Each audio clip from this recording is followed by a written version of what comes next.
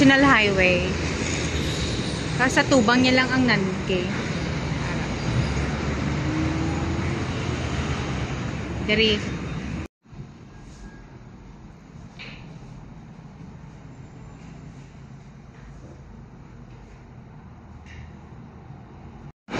So guys, signing of contract na ko. Tapos nagbuo na sang referral para sa medical. Lunes na siguro ako magpa-medical.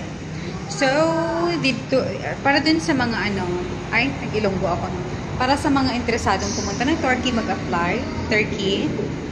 Tapos, around Jensan, Corona lang kayo. Andito po, mayroong agency, 9K International, dito sa Jensan. Sa harap lang po ng Notre Dame. Okay? Dito sa may PG building. So guys, kadarating ko lang from Jensan. Yung oras ay alauna 1:30 na. So dumating ako ng bahay mga past 11. Almost 12 o'clock na pala nung dumating ako.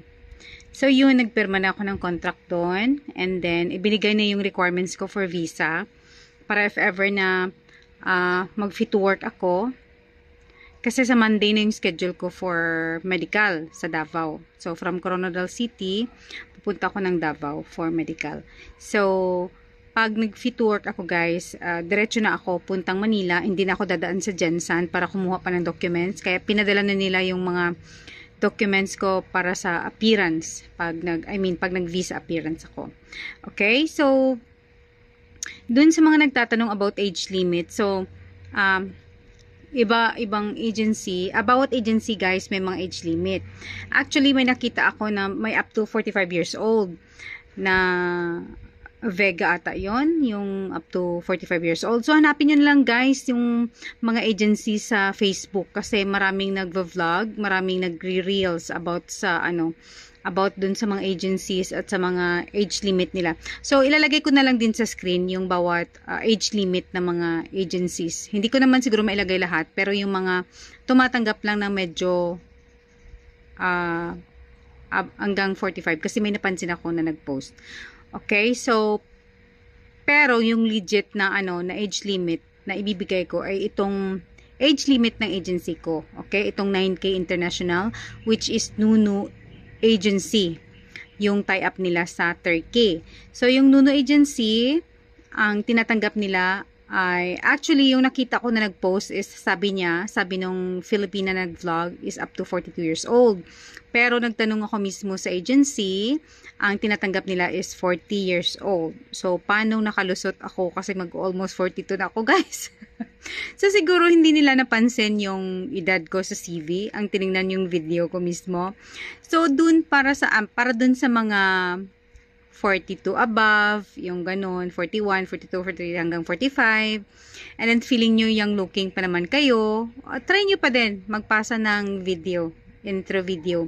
Kasi, yun na nga, yung pangalawang interview ko, nagtanong yung taga Nuno, how old are you na ba? Sabi nung isang may-ari ng agency. So sabi ko, 41, magpo-42 na ako this month.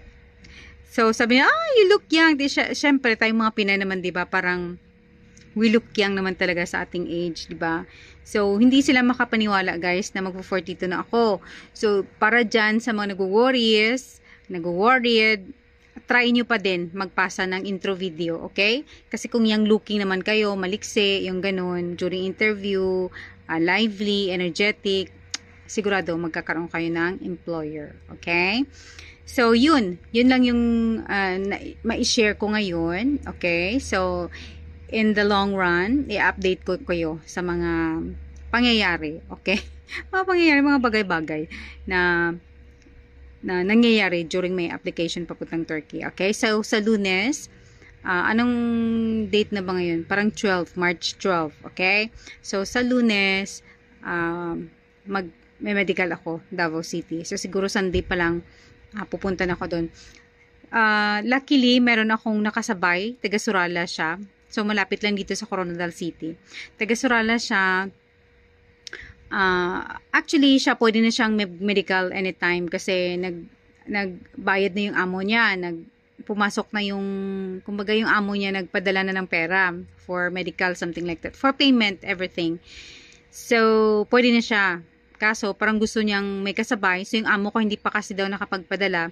Pero by this week, ipapadala na yon. So, sabi ko, Lunes na lang para hindi ako lumiban sa work, okay? Kasi Sunday ng gabi, makakapagpahinga ako kasi walang trabaho. So, Lunes ng umaga yung aking medical para makapagpahinga naman before ng medical.